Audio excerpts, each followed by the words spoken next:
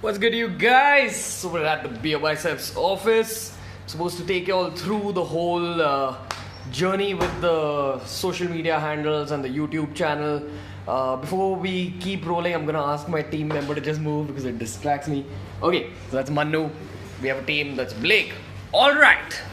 So let's just address this whole let's address the reason I'm here. I'm just gonna be taking you guys through exactly how we built BeerBiceps. So if you guys don't know, we've been running BeerBiceps, which is a YouTube channel, for say the past 3 years or so. We started in August 2015. Also, I'm going to be taking you all through the journey, but if at any point you all don't understand something or you all want to throw a question at me, it's all good. So let me know. Firstly, talking about how it all started, I'm gonna try just taking all through what led us is launching BeerBiceps initially. All right. As most of you might know, I'm an engineer. Didn't enjoy engineering college, and immediately after engineering college, I figured that let's do what most unemployed engineers do: try launching a startup. It was a fitness startup. That time there was this huge wave of startups. We approached a investor, and he kind of recommended that there's so many startups that you guys need to stand out. If you want to stand out, a great strategy would be starting some kind of a social media handle and a YouTube channel, all that. Through college, I'd watched a lot of American YouTubers, especially these two guys called Elliot Hulse and Omar Isuf. Both have built beautiful businesses out of YouTube. So I thought, let me just run a YouTube channel as kind of a side hustle. Once I started it, I realized, oh damn, YouTube pays you for running this channel. So I was like, plus, they pay me, plus it seems like more fun. So why not make this my startup? So since then, that's how we started off with BeerBiceps. We just started putting out videos. I recorded videos on my mobile phone.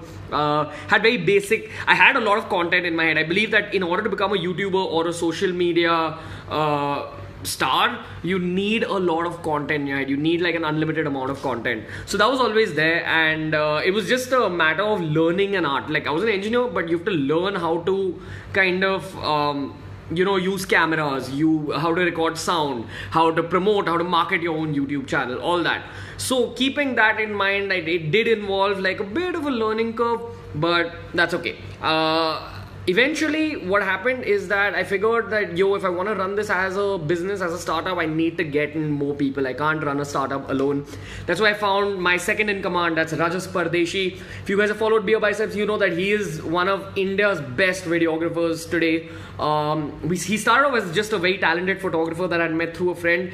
He learned his craft on the job. I learned my craft on the job. If you go to older BeerBiceps videos, I wasn't that great on camera. The production quality wasn't as high as it is now. Over time, when it comes to video content or just any job in general, I believe that you obviously get better at it. Yeah, so that's how it started off. Eventually, I figured that in order to make money, you need some kind of business manager, because you should concern yourself with video content. So that's where I got Viraj Sheth, who's my manager now. You guys should really check out this one TEDx talk we did about the business that Viraj and myself started. It's called Trillion Business Solutions. We basically help influencers with all their brand deals. We also help brands reach out to influencers. But anyway, that's what happened later. Let's kind of rewind a little bit. So the creative journey, man, initially, see, again, it's just about kind of learning a new craft. Once you have like those tools in your head, you know how to record a basic video, you know how the world of YouTube works. There is a small learning curve involved. Once you're past it, you can literally run it like a business. This is the best time to probably start a YouTube channel, to start a social media account in India. Jio's like just kind of taken this whole game to the next level. So if you are considering starting some kind of a YouTube page, some kind of a social media page, it isn't too late. A lot of people believe that there's so many people already doing the same thing, why would anyone watch me? Even when I started out, a lot of people had told me that why would anyone watch you? Why would anyone watch an Indian fitness channel when there's so many American and Firang YouTube channels? Well, I guess they were wrong. So anyway, the next thing I'm going to address is like the challenges we faced initially. I don't look at the learning curve as a challenge. By the way, if you guys are having fun on this live stream, hit the thumbs up button. That's something I'm used to saying on my YouTube live streams. Anyway, challenges with BeerBiceps. The biggest challenge at that time, August 2015, YouTube wasn't a realistic career option.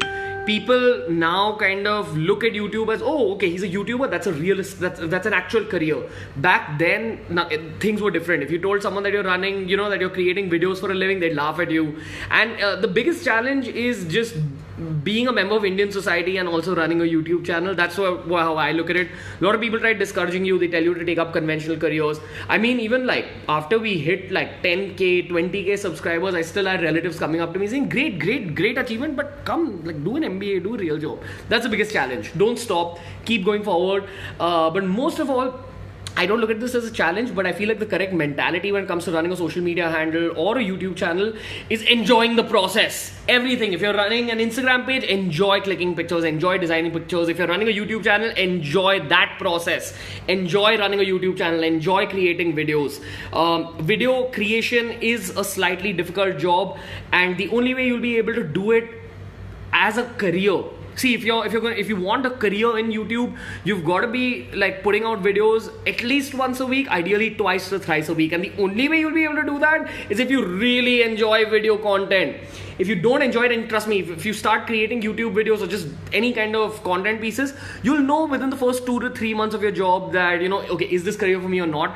I realized that it was, because photography, videography, coming on screen, obviously, anything media related is a passion of mine. It's always been like kind of a dormant passion, even through engineering college. When I was growing up, I always wanted to become a film director. But the job I have now, I believe, is 10 times better than making films, because you're given like complete creative independence. And if you're someone from a creative field, you crave that a lot. A lot of times my videos are kind of like a creative release for me. So after a point, it definitely becomes addictive, and it's also one of the most beautiful jobs in the world. See, when I get up every day and my job is creating videos or coming on screen or just like kind of writing videos, writing content, it's all creative. It's one of the most beautiful jobs to have. I go to sleep with like the happiness of a 4-year-old. I wake up with the happiness of a 4-year-old. Anyway, I'll talk about, why did I choose the niche of health and men's grooming? How did it help in establishing myself as a content creator? The only reason I started putting out fitness videos is because at that time, that was all I knew. My life was all about fitness. If you guys are familiar with the BeerBiceps journey, I started off as an obese kid, lost a lot of weight. I'm actually writing my first book on health now, and that's kind of like a fitness autobiography of how I went from being obese to running a fitness YouTube channel. And that time, fitness was just the only thing in my head. Eventually, once I started running the YouTube channel, I realized I was training Tanmay from AIB, so all that weight he had lost, that was because of me. But anyway, he had kind of just introduced me to the world of media. He said that, now you've got to start working on other things like the clothes you wear and all that. That's how I kind of developed an interest in fashion, grooming, things like that. After a point, I realized, my life isn't just about fitness. There are these other factors like fashion, grooming, things like etiquette. I helped a lot of my younger cousins with, their communication skills, their social skills. So I just realized, let's take all this content and put it up online. Because after a point, fitness content, health content, weight loss content became like a little bit... I felt a little bit saturated with all that. I wanted a change as a creator. So that's how I switched from fitness to fashion. Again, highly recommend you guys go and watch that TEDx talk. Okay. In the immense clutter, how do you make sure that your content stands out? Do you have any exercise or routine before picking your topic? Definitely. I believe that in India, you've got to understand that the average Indian always want some value out of their content, whether that value comes in the form of laughs or whether it comes in the form of actual value, information that they're kind of picking up and they're learning from. Indians want value for money, okay? So every time I'm picking a topic, I ask myself these 2 questions. 1, is this video adding any value to anyone's life? And 2, am I personally enjoying creating this video? There's this content creator called BeerBiceps. He's a very close friend of mine. He's probably my best friend from the world of YouTube. And the first time I ever met him, that's what he recommended. I was going through kind of a tough phase with YouTube. I was getting bored of the process, and he said that, abhi na, dusron ke liye karna band kar, khud ke liye karna chalu kar. Which, for those of you who don't understand Hindi for some reason, that basically means start creating videos for yourself. Start creating the kind of videos you enjoy doing. The moment at that point in my life, so this is after fashion and grooming and all that, where I kind of felt saturated with fashion and grooming. I wanted to I was going through some issues, and I was reading a lot. I was reading a lot of self-improvement books, watching a lot of motivational documentaries, things like that. And I realized that's the kind of mental state I'm in. So we launched something called a mental fitness series on the channel. It deals with, how to, not mental health, but mental fitness. So there's a difference between, so mental health is like your current state of mind. Fitness or mental fitness is your kind of ability to tackle difficult situations, tackle difficult states of mind. So if your mental fitness levels are high, you'll kind of be able to tackle that difficult situation much better than someone who's not got that higher mental fitness level. That's why we started mental fitness. Basically, that's what I enjoy doing. Those are the guys, and we really had a lot of fun doing it. We're still actually kind of continuing a mental fitness series on the channel. Eventually, we are gonna kind of dive back into fitness, but right now, I'm just listening to my heart. Whatever I want to create, I create that, and I'm blessed enough to have an audience that absorbs all of that content. How do you stand out in the immense clutter? India has a huge population. There's a lot of YouTubers out there. Once again, add value and see. Look at it as a business. Look at running a YouTube channel or social media handle as a startup. You need to understand that if this is a startup, what's your product? Your product is your Instagram posts or your YouTube videos. So if that is your product, then your product better be like good.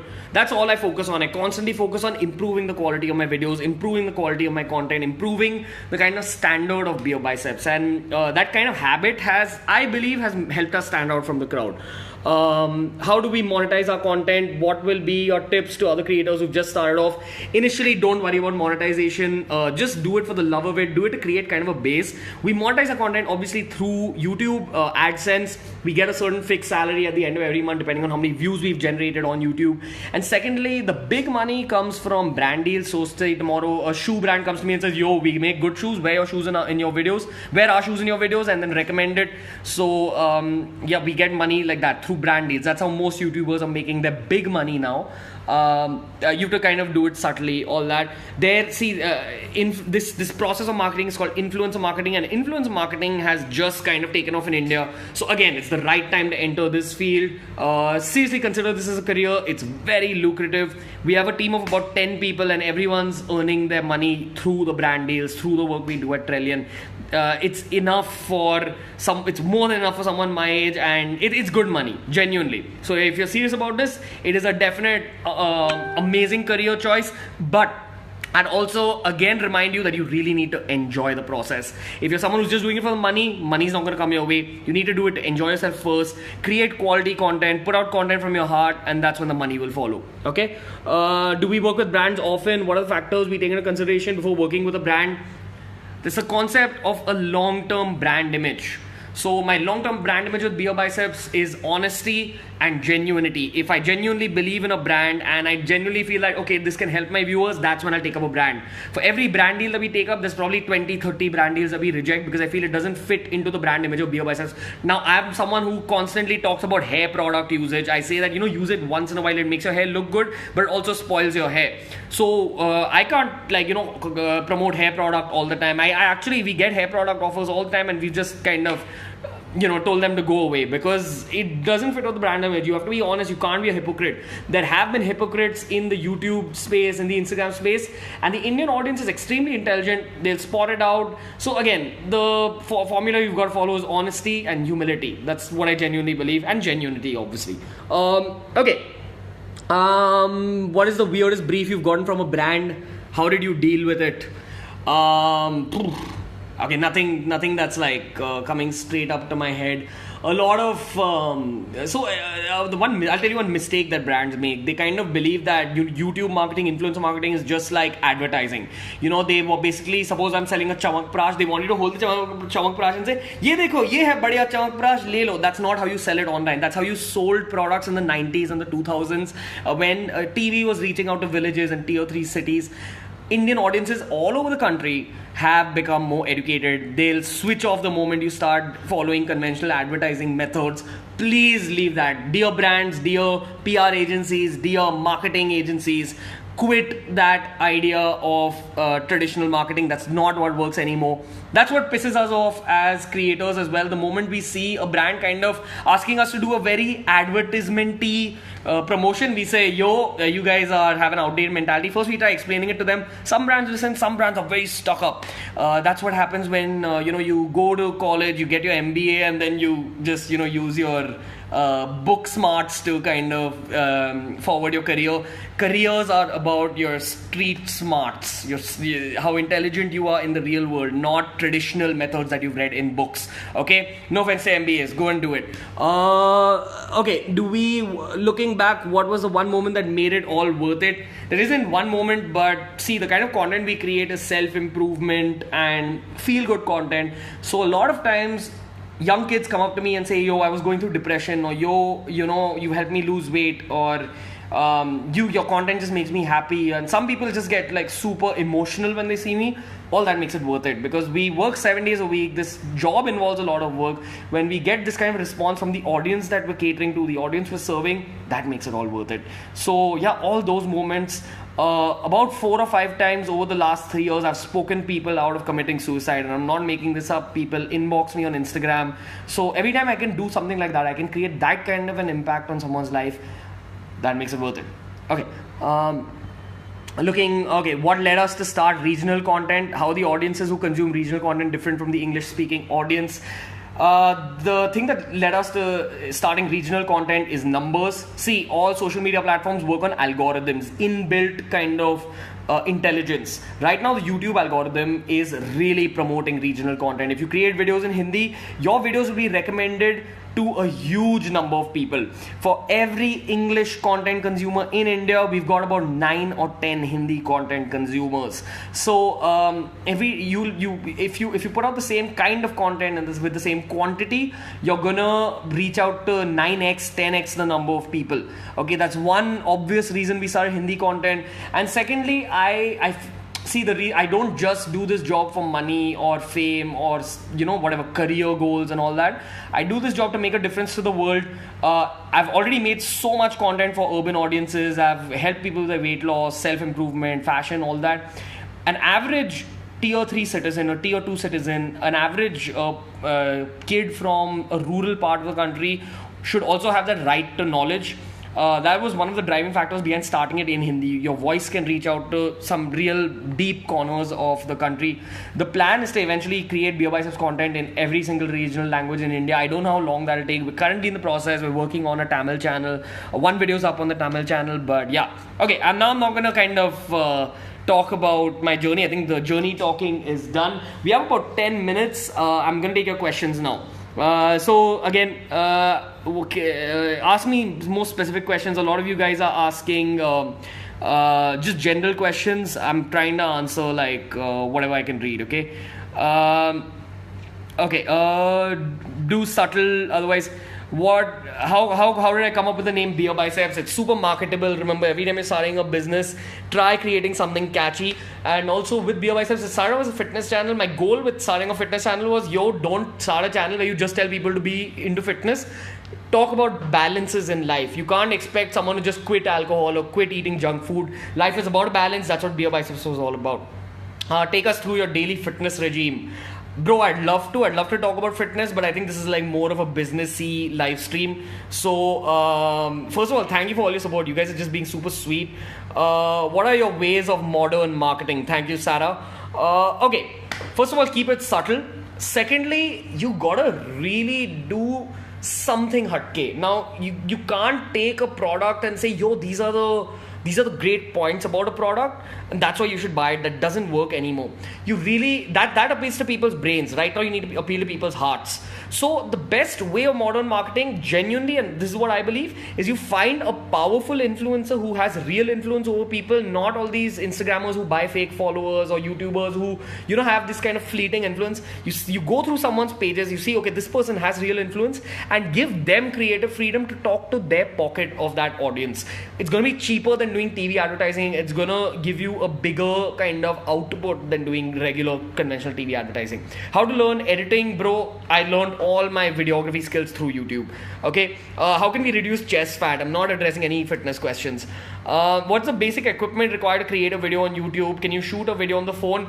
Yes, you can. It depends entirely on you. The biggest YouTuber in the country, Bhuvan Bam, BBK Vines, has only run his channel by creating cell phone content. So that's entirely up to you. Me personally, my passion is, gorgeous filmmaking. Like, I really enjoy working with good equipment, fancy cameras, all that. Because I've grown up watching people like Quentin Tarantino, Christopher Nolan. I aspire to be that on YouTube. So that's why I use like high quality cameras, but that's not necessary. You got to figure out what kind of content you want to make and kind of work backwards. Initially, I will suggest that you start working with a basic phone camera, learn editing using that kind of footage, and then figure, is this job for me? Editing is usually the thing that most people don't enjoy. So either you love it or you'll hate it. There's no other way. Okay, so that's what you got to focus on. Okay, so we got a huge question from Social Samosa. How much brand value did Tanmay give you being a part of your clientele? Okay, so initially, obviously, I was like, as a YouTuber, as a social media star, when you're just at like 4 digits, that's like 1,000, 2,000 followers or subscribers, you need to be able to kind of stand out from the rest. That's what Tanmay gave me initially. He put me out there. That's on like the social media front, but as a bro, he also guided me a lot in this field. Tanmay Bhatt is one of the biggest hustlers in the industry, and that's what I learned from him. He used to work 7 days a week, and now we have an entire team that works 7 days a week. See, it's Saturday, these guys just walked out of their editing stations. The edits are on. That's how hard we work, and I feel like a lot of my initial kind of mentality when it came to this business came from Tanmay. How did you and Tanmay get in touch? Tanmay discovered the content on YouTube when he kind of approached me, asked me if I train people. I was like, yes, I do. Bro, I'll train you. Please tell us a story. Does being a healthcare content creator limit your options for brand collaborations? It's not many health brands and wellness brands are into content marketing. Definitely, there aren't that many health brands in India as there are in the rest of the world. That's changing slowly, but also keep in mind that as a health and fitness influencer in India, it's not very easy to do brand deals. So, because see, a lot of people assume that if you are promoting a product, it's probably not a great product. That's just the average mentality of the average fitness content consumer in the country. So it's a little difficult, but we're getting there. We're kind of catching up with the rest of the world. There are a lot of health brands now. It's kind of gaps kind of bridging itself. Also, a lot of health influencers coach people online training, all that. So that's where most of the health influencers make money, and trust me, it's big money. So I feel like, being a health influencer has its disadvantages as well as its advantages. Also, I feel like health influencers or self-improvement YouTubers are able to affect people's lives more deeply than, say, a comedy creator or a sketch creator, and that's something we get in the long term. Because see, with comedy or sketches, it's kind of fast growth, it's a lot of fame, but your back is against the wall, because the day you stop creating content, your numbers will start plummeting. All those kind of things happen. But with someone like a health influencer, with a self-improvement YouTuber, people remember the kind of impact you've had on their life. So it's a lot of depth when it comes to your reach. Basic equipment required to create a video on YouTube. Can you shoot a video on the phone? I just answered that question. Basic equipment now I use is like a mic, a Canon 5D Mark IV, and a few lenses. Do you crowdsource content ideas from your fans and followers? How does it work for you? Yes, because that's also Nike's marketing strategy. They just ask their consumers about, okay, what would you like us to make next? That's pretty much what we do. We interact with fans, we read comments, and that's how we come up with a lot of our content. Also, a lot of the times I just figure that, okay, it's the correct time to put out a certain piece of content. That's why I'll put it out. Please take us through your daily fitness regime. See, I gym about 5 times a week. I used to do a lot of powerlifting. Now I just focus on bodybuilding training. So that's high rep work, little lighter weights. And those other 2 days, I'll keep one day completely out because you need your body to recover. And on the other day, I'll do an intense cardio session, like probably an hour of cycling, an hour of swimming, something like that. What's my favorite social media platform? By far YouTube, not just because I'm a YouTuber, but also because I consume a lot of YouTube content. And my second favorite is Instagram, because I'm someone who enjoys photography, and I'm someone who really enjoys NBA and cricket, like basketball and cricket. You get kind of a direct inlet into your idols' lives through Instagram. So that's the social media platform I enjoy. How can upcoming YouTubers earn money? I don't think, if you're an upcoming YouTuber, you shouldn't be looking at money. If possible, just try creating content for, just growing your channel initially. Later you can think about money. Who's my favorite YouTuber? I don't have one. I have a bunch of channels that have inspired me. There's a channel called Vice Documentaries. They make beautiful video content. The two people who've inspired me a lot with fitness, firstly was this guy called Omar Isuf. He's a Canadian powerlifting YouTuber. Secondly, there's a guy called Elliot Hulse. You ask most fitness YouTubers all over the world who's inspired you, and they'll tell you Elliot Hulse. He's one of the earliest fitness YouTubers. He transitioned from being a fitness YouTuber to just talking about men's philosophy. So that's kind of indirectly what we followed as well, transitioning from fitness to fashion and grooming to mental fitness. It's a version of that. We don't focus just on men, we focus a lot on women's content as well. But Elliot Hulse is somewhere a huge inspiration. And there's also this beautiful guy called Charisma on Command, Charlie from Charisma on Command, gorgeous self-improvement channel. Okay, so it's about 4:45. I think I'm gonna end the live stream. How do we beat favoritism that brands have towards actors rather than social media influencers, and how to maintain consistency during the hustle? I don't believe that this favoritism. I feel like there's so many brands in India and there's so many human beings in India that you don't have to compete with actors. They're playing their game, we're playing our game, we're playing cricket, they're playing football. You know, it's like that. You can't say that, because Sunil Chhetri is not jealous of Virat Kohli. They're playing, everyone's earning money. India's a great place to be if you are creating value in someone's life. A film star's creating value in someone's life by becoming that kind of icon that they look at. We're creating value in someone's life by being your next door neighbor icon. Does that make sense? Something like that. How to maintain consistency during the hustle? I don't have an answer to it. My only answer is probably that you should enjoy your process. Outsource a lot of your work to other people. Feel comfortable working with other human beings. That's something I've seen a lot of YouTubers fail with. They become very protective of their product, protective of their YouTube channel, protective of their social media handle. If you really want to build it as a business, you've got to build it with a team. Find people, even if that means failing with kind of finding the correct people. That's okay. Find the correct people after failing multiple times, and that'll pay off in the long term. Okay, so I'm gonna end the live stream. I hope you guys had fun. Thank you. This was a beautiful live session. I hope it added value to your life. Make sure you subscribe to BeerBiceps and follow us on Instagram at BeerBiceps. See you guys later.